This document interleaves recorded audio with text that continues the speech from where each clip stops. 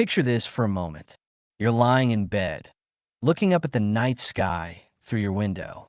Those stars, countless, distant, silent. And somewhere in that vast darkness, a question forms that's been nagging at humanity for decades. Are we alone? More importantly, does our government already know the answer? According to a National Geographic survey, 77% of Americans believe aliens have visited Earth. That's more than three-quarters of the population. Think about that. In a country where we can barely agree on pizza toppings, we've somehow reached near consensus that extraterrestrial life has touched our world. Yet officially, the government maintains its silence. Here's where things get interesting. Over the past few years, something has shifted. The Pentagon released those Navy videos. You've probably seen them. Tic-tac-shaped objects moving in ways that defy our understanding of physics. Military pilots openly discussing encounters. Congressional hearings on unidentified aerial phenomena. They don't even call them UFOs anymore, as if changing the name somehow makes the reality less unsettling. But tonight, we're going deeper than headlines. We're exploring what might be the most significant cover-up in human history, or perhaps the most elaborate shared delusion. Either way, the implications are staggering. Let me introduce you to some people who've dedicated their lives to finding the truth. Not conspiracy theorists in basements, but nuclear physicists, military officials, academic researchers. People with credentials that demand attention. Take Stanton Friedman, for instance. This wasn't some amateur skygazer. The man worked for General Motors, General Electric, Westinghouse, companies that built the backbone of American technology. A nuclear physicist who published over 90 scientific papers on UFOs. Before his death, Friedman often said something that stuck with me. It would take a Woodward and Bernstein who blew the lid off Watergate to blow the lid off the cosmic Watergate. Cosmic Watergate. Let that phrase settle in your mind for a moment. The evidence, according to these researchers, isn't hiding. It's right there in declassified documents, though heavily redacted. Black marker covering entire pages except for a few words. The NSA's UFO documents, 156 of them, where you can read about one sentence per page. The rest? Blacked out. If there's nothing to hide, why all the secrecy? Jim Mars, who taught a university course on UFOs at the University of Texas, put it simply, you can't take a picture of a hallucination. Today, with smartphones everywhere, the images keep coming. Lights moving in impossible patterns. Craft hovering silently before shooting off at incomprehensible speeds. These aren't grainy photos anymore. They're high-definition impossibilities. I remember the first time I really considered this might be real. Not in a vague, wouldn't it be cool way, but genuinely real. It was unsettling, like discovering your house has a room you never knew about. Stephen Bassett, who spent decades lobbying for disclosure, frames it differently. He talks about a truth embargo, not just about UFOs, but about an extraterrestrial presence that's been here all along. Every day, this embargo continues. He argues, humanity misses out on potentially transformative technologies, medical breakthroughs, energy solutions, the answers to questions we don't even know how to ask yet. The researchers I'm telling you about tonight, they're not all believers in the same narrative. Some think we're dealing with visitors from other star systems. Others suggest they've always been here, perhaps longer than humans themselves. A few propose they're from other dimensions entirely, or even time travelers from our own future. But they all agree on one thing. The phenomenon is real, and someone knows more than they're telling. Kathleen Martin brings a unique perspective. She's the niece of Betty and Barney Hill, the couple whose alleged 1961 alien abduction became the template for countless similar accounts. Martin didn't just inherit this story. She investigated it for 14 years. She examined the physical evidence, the torn dress, the mysterious marks on their car that made compass needles spin wildly. My aunt and uncle were credible people, she says. They had everything to lose and nothing to gain. Think about that era for a moment. 1961, the height of the Cold War. If you're going to make up a story about mysterious craft in the sky, wouldn't you assume they were Soviet? But Betty and Barney Hill describe something else entirely. Beings that communicated telepathically. Medical examinations that seemed to focus on understanding human biology. A star map that Betty drew under hypnosis, later confirmed to accurately represent the Zeta Reticuli star system, something she couldn't have known. Now, Ron James brings a filmmaker's eye to this mystery. He's won multiple awards for his ET-related documentaries, and he poses a question that keeps me up at night. What if there's way more to the picture? What if there's a series of different alien races that all have different agendas? Suddenly, the question isn't just are they here, but how many of them are here and what do they want? Patty Greer has spent the last decade investigating crop circles. Yes, crop circles. Those intricate patterns that appear overnight in fields around the world. When people say to me, all crop circles are fake, she says, there's nothing to discuss. It's like telling someone who's seen a UFO that they didn't. She's walked through over 100 of these formations, feeling what she describes as intense electromagnetic fields that make the hair stand up on your arms even before you enter the circle. William Levengood, a scientist with more published papers than almost anyone else on the planet, studied these formations scientifically. His conclusion? Many are created by plasma vortices from within the Earth itself, producing complex mathematical messages in seconds. Some even contain binary code with specific messages. One that appeared after September 11th read, "Beware the bearers of false gifts and their broken promises. Much pain, but still time. Believe there is good out there." But here's what really gets me. If these messages are real, who's sending them? And why communicate through wheat fields instead of, well, more direct methods? The answer might lie in what researchers call a conditioning process. Instead of sudden disclosure that would shatter our worldview, we're being slowly acclimated to the idea. Movies, TV shows, declassified videos, official acknowledgments that something is out there. It's like the story anthropologists tell about making contact with undiscovered tribes. You don't just walk into their village. You let yourself be seen at a distance first, then closer still, until contact becomes inevitable rather than shocking. Is that what's happening to us? The Phoenix Lights incident of 1997 provides a fascinating case study. Thousands of people across Arizona witnessed massive V-shaped craft moving silently across the sky. The military eventually claimed they were flares dropped during training exercises. But the times didn't match. The location was wrong, and flares don't maintain perfect formation while traveling hundreds of miles. Yet most people accepted the explanation, or at least stopped asking questions.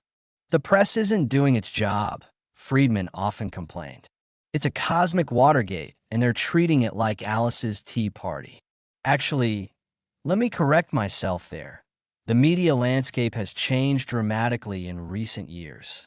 Major news outlets now regularly cover UAP stories without the usual snickering or X-Files music. The conversation has shifted from if to what now. But disclosure, if it comes, might not look like what we expect. These researchers suggest several scenarios, each with its own implications. Stan and Friedman didn't actually want full disclosure. Sounds strange, right? But his reasoning was practical. If we've learned any technological stuff, why should the US put it on the table? The Russians and Chinese don't put on the table what they have learned. He envisioned instead a limited acknowledgement. Yes, we're being visited. Here's what we know. Let's proceed carefully. Others like Bassett argue for complete transparency. Every hidden document, every recovered craft, every secret program. They argue that the potential benefits, revolutionary energy systems, medical breakthroughs, a united human perspective outweigh any risks. We'll spend $1 trillion on military this year, Bassett points out, while thousands of children die from preventable diseases. If we have access to transformative technologies and we're hiding them, that's criminal. The researchers also diverge on the nature of the extraterrestrial presence itself. Some describe benevolent observers, concerned about humanity's nuclear weapons and environmental destruction. We've detonated over 2,000 nuclear weapons on this planet. From their perspective, we might look like children playing with matches in a gas station. Others warn of more complex agendas. Multiple species with different goals, some helpful, some indifferent, some potentially hostile. It's humbling to consider that in this scenario, humanity might not be the main character in the story. We might be the setting. Consider this possibility: Earth as a kind of cosmic truck stop, various civilizations passing through, some interested in our resources, others in our biology, still others simply observing our development like we might watch an ant colony. Not out of malevolence, but simple scientific curiosity. The evidence for underground bases adds another layer to this mystery. Patents exist for tunnel boring machines capable of creating massive underground networks. Witnesses describe vast facilities where recovered craft are supposedly reverse engineered. Places like Dulce, New Mexico, where strange lights and military presence suggest something more than conventional operations. One documentary filmmaker described driving toward Archuleta Mesa, where the alleged Dulce base is located. We were being followed, he recalled. We all became unsettled, concerned we were getting into something that could give us trouble. So we got out of there. These aren't just American stories. Sightings occur worldwide. Crop circles appear in England. Lights dance over Mexico City.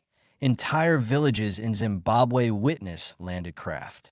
Either this is a global phenomenon, or humanity shares a remarkably consistent delusion. So how do you keep a secret this big? How do entire governments across different nations and political systems maintain silence about something so profound? The answer might be simpler than you think: compartmentalization and ridicule. Let me tell you about General Carol Bollinger's memo. This Air Force general was asked what to do about Project Blue Book, the official UFO investigation project. In his response, he wrote something remarkable. Reports of UFOs which could affect national security are not part of the Blue Book system. Read that again. The official UFO investigation specifically excluded cases that might affect national security. It's like having a homicide department that doesn't investigate important murders. 2 paragraphs later, Bollinger added that even after Blue Book closed, reports which could affect national security would continue to be investigated using procedures designed for that purpose. In other words, there were always 2 systems. The public one, designed to explain away sightings as weather balloons and swamp gas. And the real one, classified beyond most people's clearance levels. When Friedman tracked down General Bollinger years later and asked about these 2 communication channels, the general agreed. There was a routine stuff, lights in the sky that could be explained away. And then there were the incidents at nuclear facilities, the craft tracked on military radar, the encounters that suggested technology beyond our understanding. Those went somewhere else entirely. This double system creates perfect deniability. Ask about UFOs? We investigated that with Project Blue Book and found nothing significant. But the significant cases were never part of Blue Book to begin with. The technology question haunts these discussions. If we've recovered crash craft, Roswell, and others, What do we learn from them? Colonel Philip Corso claimed in his book, The Day After Roswell, that recovered alien technology led to breakthroughs in integrated circuits, fiber optics, and laser technology. He described his role in secretly seeding this technology into private industry through the Foreign Technology Division. It sounds like science fiction, except Corso's credentials were real. He served on President Eisenhower's National Security Council. He had the clearance, the access, the authority. Either he was telling the truth, or he decided to destroy his reputation with elaborate lies for no clear benefit. The energy question might be even more significant.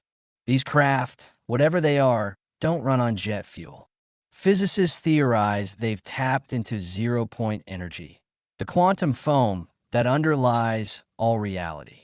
Imagine unlimited clean energy available anywhere, essentially free after the initial technology is developed. Now imagine the economic disruption if that technology suddenly became available. Every oil company bankrupt, every power plant obsolete, entire nations whose economies depend on energy exports suddenly without income. We're paying a fortune for energy, one researcher noted, while people die because they can't afford water or food. We're polluting the environment, killing people with cancer, and they're sitting on transformative energy that might cost 1 cent on the dollar. If this is true, every day of secrecy costs lives. But disclosure might cost even more, at least in the short term. Economic collapse, social upheaval, religious crisis. Maybe the secret keepers see themselves as protectors, slowly preparing humanity for truths we're not ready to handle. Or maybe they just like the power that secret knowledge brings. The underground base phenomenon deserves particular attention. We know governments build underground facilities. That's not conspiracy theory. NORAD, continuity of government bunkers, nuclear test facilities. But researchers claim some bases serve a different purpose entirely. These aren't just storage facilities.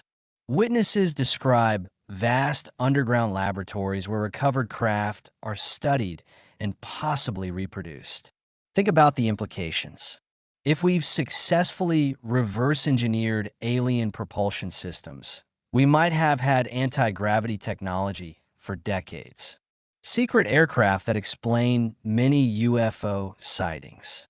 A parallel space program hidden from public view.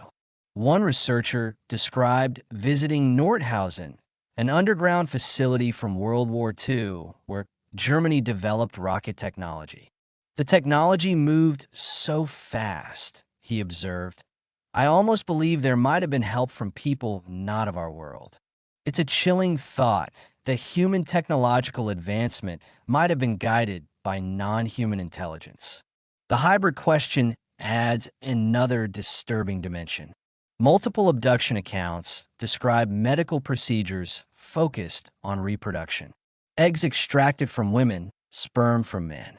The Betty and Barney Hill case included exactly such procedures. Betty described a needle inserted into her navel, what they called a pregnancy test in 1961, years before laparoscopy was developed for that purpose. If true, why would extraterrestrials be interested in human genetics? Creating hybrids suggests a long-term presence, an investment in Earth's future. Or perhaps they're preserving human genetics against some coming catastrophe we don't yet see.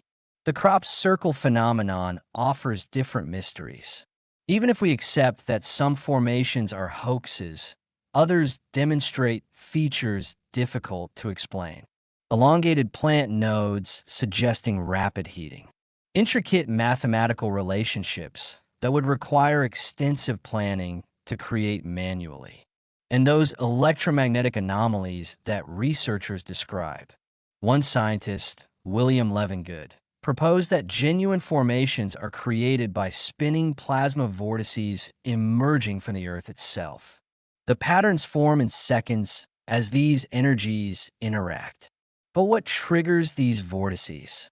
And why do they create meaningful patterns rather than random destruction? Some formations contain explicit messages, mathematical constants like pi and phi, astronomical diagrams, even responses to messages we've broadcast into space. One formation appeared to answer the Arecibo message sent in 1974, depicting a figure with a large head, basic DNA structure, and a different solar system configuration. The farmers who own these fields face pressure too. Many report being approached by officials, sometimes military, sometimes unidentified, and told to destroy formations quickly. Some farmers comply, mowing down the patterns within days. Others resist, only to find new formations appearing in their fields, as if in defiance. There's something almost playful about it, like a conversation where one party keeps erasing the messages while the other keeps writing new ones. The conditioning theory suggests this is all intentional. We're being prepared for contact through gradually increasing exposure.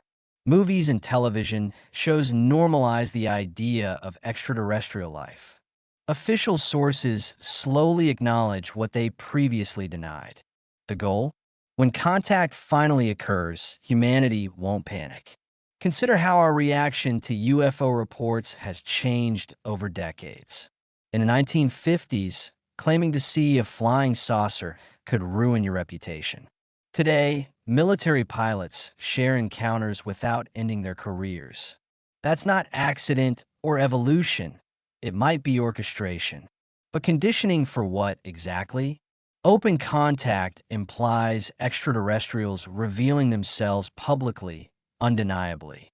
No more blurry photos or contested videos. Ships over major cities, beings addressing the United Nations, technology exchanges. The end of humanity's cosmic isolation. Some researchers believe this is imminent. They point to increasing sighting reports, official acknowledgments, the sense that something is building toward revelation. Others argue we're still generations away from readiness. Look at how we treat each other. Wars over resources, religious conflicts, racial divisions. Would beings capable of interstellar travel want to openly engage with such a fractured species? There's another possibility. They're already here, already integrated. Some abductees describe beings that look entirely human, indistinguishable from anyone you might pass on the street. If true, contact isn't future, it's present, hidden in plain sight. This brings us to the Men in Black phenomenon. Not the movie version, but the original reports. Witnesses describe visits from strange individuals after UFO sightings. They dress oddly, speak formally, know things they shouldn't know. They warn against talking about what was seen. Sometimes they confiscate evidence. Then they disappear, leaving no trace of their identity or authority. Are they government agents maintaining secrecy? Extraterrestrials ensuring their presence remains hidden? Or something else entirely? A phenomenon as mysterious as the UFOs themselves? Actually, the more you dig into this subject, the stranger it becomes. Each answer raises new questions. Each piece of evidence suggests 10 interpretations. It's like trying to assemble a puzzle where the pieces keep changing shape. Maybe that's intentional too. Maybe the confusion, the conflicting accounts, the mix of truth and deception. Maybe it's all part of keeping us off balance, unable to form conclusions. A population that can't agree on what's happening can't mount an organized response to it. Or maybe we're seeing patterns where none exist. Human brains excel at finding meaning in randomness. We see faces in clouds, hear voices in static. Perhaps the UFO phenomenon is just our pattern-seeking minds trying to make sense of a universe that doesn't care about our need for meaning. But then you return to the evidence. The radar tracks, the physical traces, the consistent witness accounts across cultures and decades, the government documents that acknowledge what officials publicly deny. Something is happening. The question isn't whether, but what. Let's sit with the possibility for a moment. Imagine tomorrow morning, you wake up to breaking news. The president addresses the nation, acknowledging we're not alone. Extraterrestrial intelligence exists, has visited Earth, continues to visit. Everything changes. Or does it? Jim Mars argued people wouldn't panic. We've gotten used to the UFO syndrome, he said. If they landed today, we might try to be friends with them. He's probably right about the panic part. We've been culturally prepared for this possibility through decades of science fiction. But friendship? That's more complicated. Think about humanity's track record with encountering other cultures. It rarely goes well for the less technologically advanced group. Now we'd be the primitive culture facing beings who've mastered interstellar travel while we're still burning fossil fuels. The power dynamic would be entirely one-sided. One researcher put it bluntly: any interstellar race could destroy this planet without much effort. We're like kindergarten children to them. It's a sobering thought. Our military might, our nuclear arsenals, our technological achievements, all potentially meaningless against civilizations thousands or millions of years more advanced. But destruction doesn't seem to be the agenda, or it would have happened already. So what do they want? The nuclear connection provides one clue. UFO sightings increased dramatically after 1945, after Hiroshima and Nagasaki. They're frequently reported near nuclear facilities. Some witnesses describe craft hovering over missile silos, even allegedly shutting down nuclear weapon systems. Former Air Force officers have testified about incidents where UFOs rendered nuclear missiles inoperative.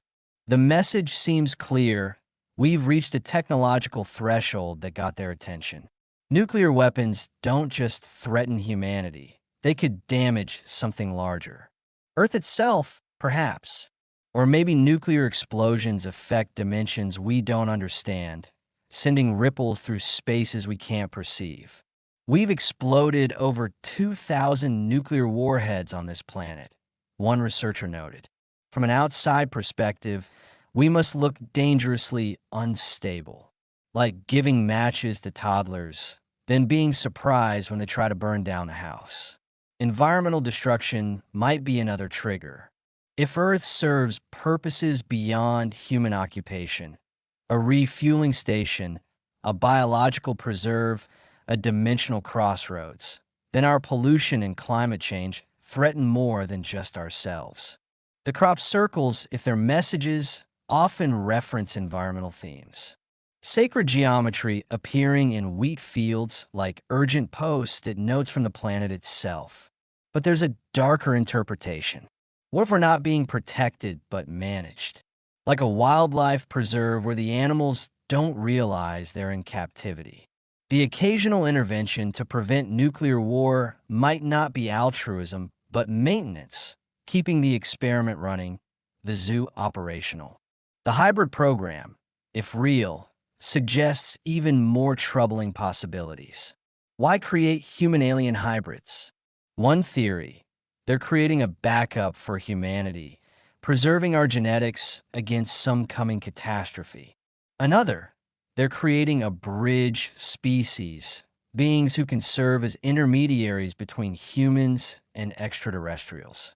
Or worst case, they're replacing us slowly, quietly, with something that looks human but isn't quite.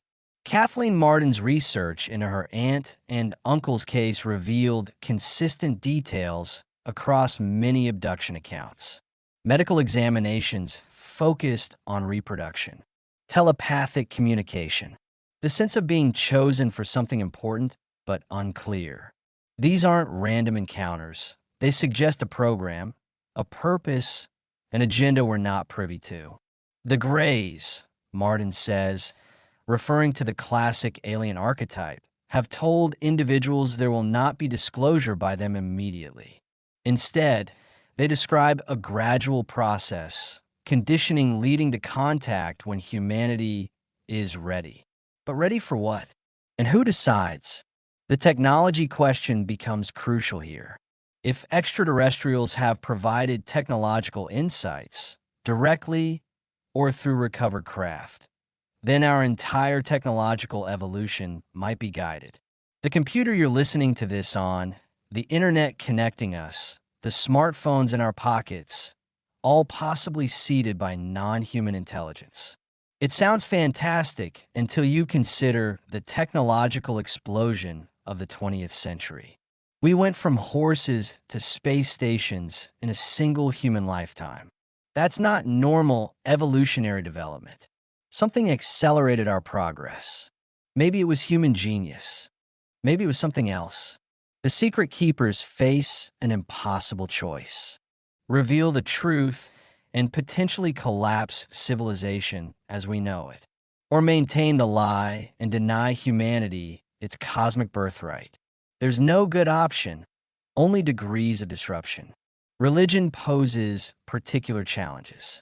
How do major faiths reconcile extraterrestrial intelligence with human-centric theology? Some adapt easily. Buddhism and Hinduism already include cosmic perspectives, but others might fragment. If humans aren't unique, if Earth isn't special, if we're just one species among millions, what happens to beliefs built on human exceptionalism? Yet researchers argue religion has survived every scientific revolution. Copernicus didn't end faith by moving Earth from the center. Darwin didn't destroy belief by explaining evolution. Extraterrestrial contact might challenge religions, but history suggests they'll adapt, reinterpret, survive. The economic implications might be more immediately disruptive. Free energy would revolutionize everything but destroy entire industries. Anti-gravity technology would make current transportation obsolete.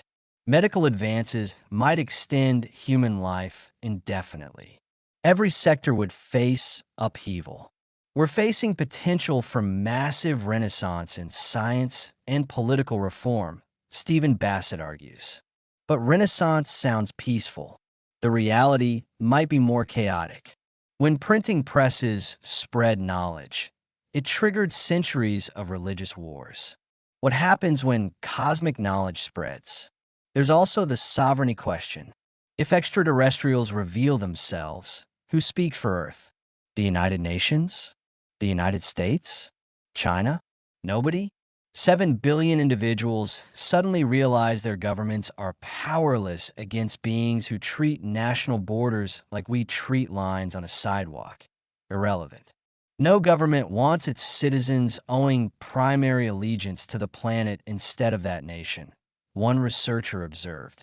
Disclosure might mean the end of nationalism as we know it. Maybe that's good. Maybe it's necessary, but won't be peaceful. Some researchers suggest we're already in the disclosure phase, just not recognizing it. The Pentagon releases videos. Officials acknowledge phenomena they can't explain. The conversation shifts from whether to what. Perhaps disclosure isn't an event, but a process, already underway, unstoppable. Others warn the government will never voluntarily disclose. Too much has been hidden for too long. Too many crimes committed maintaining secrecy. Too many fortunes built on suppressed technologies. The only disclosure will come from the extraterrestrials themselves, forced disclosure, taking choice away from human authorities. Think about it, one researcher said. All they have to do is hover over a city long enough for news crews to get footage. Then the game's up. One undeniable sighting, broadcast live, impossible to explain away. Decades of secrecy ended in minutes. But they haven't done that. Which raises the question, are they complicit in the secrecy? Do they prefer hidden influence to open contact? Or are they waiting for something, a signal, a development, a moment we haven't reached yet? The ancient astronaut theory adds temporal depth to these questions. Cave paintings showing figures in what look like helmets. Sanskrit texts describing flying vehicles and weapons that sound nuclear. The Nazca lines, visible only from the air, created when humans supposedly couldn't fly. Either our ancestors had incredible imaginations, or they were documenting something real. If extraterrestrials have been here throughout human history, we're not approaching first contact, we're approaching renewed contact. They've always been here, watching, occasionally intervening, playing a role we don't understand in our development. Maybe they're our creators, through genetic engineering or guided evolution. Maybe they're our gardeners, tending Earth for purposes we can't fathom. Maybe they're our teachers, providing lessons at crucial moments. Or maybe they're just observers, scientists studying how consciousness develops on different worlds. The truth, when it comes, might be stranger than any theory. Reality has a way of exceeding imagination. We prepare for movie scenarios, invasion or salvation. But reality might be neither, might be something we don't have words for yet. Consider this possibility. Consciousness itself might be the commodity they're interested in, not our resources or our DNA, but our awareness, our experiences, our unique perspective as beings who've developed self-reflection on this particular world. Every human life, every thought and emotion might be valuable in ways we can't understand. Or perhaps Earth is significant for reasons unrelated to humanity. Maybe it sits on some cosmic ley line, a dimensional intersection. Humans might be incidental, like bacteria on a telescope lens, present but irrelevant to the device's true purpose. These are the thoughts that come in the quiet hours when you're looking at those stars through your window. Every point of light potentially harboring intelligence, consciousness, agenda. The universe suddenly feels less empty and more crowded, less random and more purposeful. The researchers I've shared with you tonight, Friedman, Mars, Bassett, Martin, Greer, and others, they've dedicated their lives to these questions. They've faced ridicule, career damage, social isolation. Yet they persist, driven by the conviction that truth matters more than comfort. The biggest story of the millennium, Friedman called it, being treated like Alice's Tea Party. He spent 50 years investigating, speaking, writing, pushing for disclosure. He died in 2019, never seeing the revelation he sought. But perhaps he helped create it. Perhaps every researcher, every witness, every person who refuses to dismiss the impossible contributes to the eventual emergence of truth. We might be the generation that finally learns we're not alone, or we might pass that revelation to our children, our grandchildren. But it's coming. The evidence accumulates. The witnesses multiply. The officials gradually acknowledge what they long denied. The universe is vast. Billions of galaxies, trillions of stars, countless planets. The idea that Earth alone harbors consciousness seems not just unlikely, but arrogant. Life finds a way. Intelligence emerges. Consciousness explores. We're part of something larger, whether we acknowledge it or not. So tonight, as you drift towards sleep, consider the possibility that we're on the verge of the greatest discovery in human history. Or perhaps rediscovery, if the ancient astronaut theorists are right. Either way, change is coming. The question isn't whether extraterrestrial intelligence exists. The evidence suggests it does. The question isn't whether they've been here. The signs indicate they have. The real question is what comes next, and whether we're ready for the answer. As one researcher put it, telling the truth in times of universal deceit is a revolutionary act. Maybe that's what disclosure really means. Not just admitting extraterrestrials exist, but acknowledging the depth of deception maintained for generations. Revolution rarely comes peacefully, but perhaps that's what humanity needs. A revolution in perspective. A forced evolution of consciousness. An end to our cosmic isolation and the beginning of our galactic citizenship. It's terrifying. It's exciting. It's probably inevitable. The stars are still there outside your window. Silent, distant, watching. But maybe not as distant as we thought. Maybe not silent at all. Maybe they're waiting for us to finally listen, to finally see, to finally accept what's been true all along. We're not alone. We never were. And somewhere in a classified facility, behind locked doors and above top secret clearances, someone knows exactly what that means. The rest of us can only wait, watch, and wonder when the cosmic dawn will finally break, ending our long night of ignorance. Sweet dreams. If you can manage them after considering all of this, tomorrow the sun will rise, the world will spin, and officially nothing will have changed. But unofficially? Well, that's a different story entirely. The truth is out there, as they say, perhaps closer than we think, perhaps closer than we're comfortable knowing. The UFO conclusion isn't really a conclusion at all. It's a beginning. The first chapter of humanity's real story, the one where we learn our true place in the cosmos. Whether that's humbling or inspiring, terrifying or wonderful, remains to be seen. But one thing seems certain. The greatest story never told won't remain untold forever. Secrets have a way of revealing themselves. Truth has a way of emerging. And humanity has a way of surviving revelations that once seemed world-ending. We'll adapt. We always do. But we'll never be the same.